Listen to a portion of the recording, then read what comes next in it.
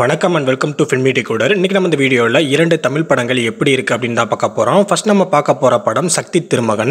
படத்தோட story 1989 start ஆகுது. கை குழந்தையோட வேலைக்கு வரக்கூடிய ஒரு பொண்ணு வேலை செய்கிற இடத்துல பாலியல் பலாத்காரம் செய்யப்பட்டு கொலை செய்யப்படுறா. அண்ட் அது மட்டும் இல்லாமல் கொலை செய்த அந்த நபர்கள் அந்த பொண்ணு தானாகவே தற்கொலை செய்த மாதிரி ஒரு செட்டப்பையும் அங்கே ஏற்படுத்திட்டு போயிடுறாங்க. அண்ட் அதுக்கப்புறமா அந்த கேஸை ஒரு போலீஸ்காரர் கையில் எடுத்து விசாரிக்க ஆரம்பிக்கிறாரு. பட் அந்த கேஸை க்ளோஸ் பண்ண சொல்லி பொலிட்டிக்கல் ரீதியாக அந்த போலீஸ்காரருக்கு மேலிடத்துல இருந்து ப்ரெஷர் வருது. அண்ட் அது மட்டும் இல்லாமல் அந்த பொண்ணு கொலை செய்யப்பட்டது வெளியில் யாருக்குமே தெரியக்கூடாது. குறிப்பாக அந்த பொண்ணோட அந்த குழந்தைய முடிச்சு விட்டுருங்க அப்படின்னு போலீஸ்காரர்கிட்ட சொல்கிறாங்க. பட் அந்த போலீஸ்காரர் அந்த குழந்தைய கொலை செய்யாமல் அவர் இருக்கிற அந்த ஏரியாவுக்கு பக்கத்தில் இருக்கிற ஒரு குப்பைமேட்டில் வீசிட்டு போயிடுறாரு. பட் அந்த குழந்தை வளர்ந்ததுக்கு அப்புறமா பல சம்பவங்களை பண்ண போகுது அப்படின்னு அங்கே இருக்கிற யாருக்குமே அப்போ தெரியலை.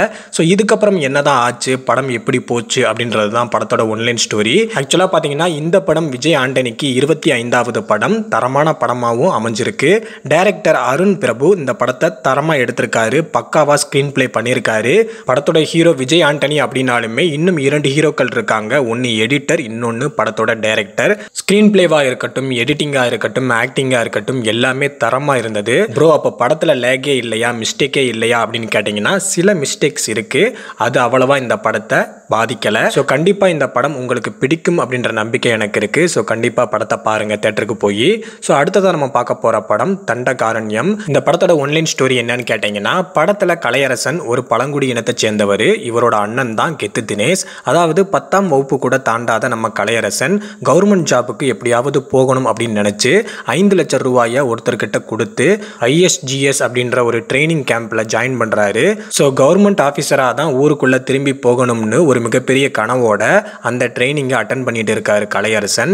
ஸோ இவர் நினச்ச மாதிரியே கவர்மெண்ட் ஜாப் கிடைச்சதா, அதுக்கு இடையில நடந்த சில பல சம்பவங்கள் என்ன அப்படின்றது தான் இந்த தண்டகாரண்யம் படத்தோட ஒன்லைன் ஸ்டோரி. ஆக்சுவலாக பார்த்தீங்கன்னா இந்த படத்தோட ஸ்டோரி ரொம்பவுமே டிஃப்ரெண்ட்டாக இருந்தது.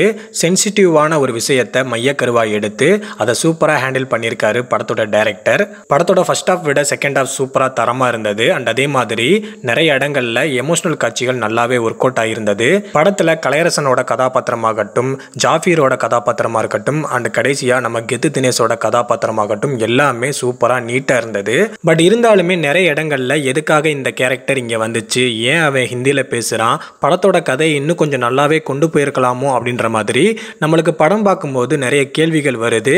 பட் இதெல்லாம் தவிர்த்து மொத்தமாக இந்த படம் எப்படி இருக்குது அப்படின்னு பார்த்தீங்கன்னா ஒரு நல்ல படமாக தான் இருக்குது, டீசெண்டாக இருக்குது. குறிப்பாக படத்தோட செகண்ட் ஹாஃப்காக கண்டிப்பாக நீங்கள் இந்த படத்தை ஒரு தடவையாவது பார்த்தே ஆகணும். ஸோ கண்டிப்பாக பாருங்கள். நம்ம இன்னைக்கு இந்த வீடியோவில் பார்த்த 2 படங்களையும் பார்த்தவங்க உங்களுக்கு இந்த படங்கள் எப்படி இருந்துச்சு அப்படின்றதையும் கமெண்ட் பாக்ஸில் வந்து கமெண்ட் பண்ணுங்கள். தேங்க்யூ. தொடர்ந்து நம்ம சேனலுக்கு சப்போர்ட் பண்ணுங்கள்.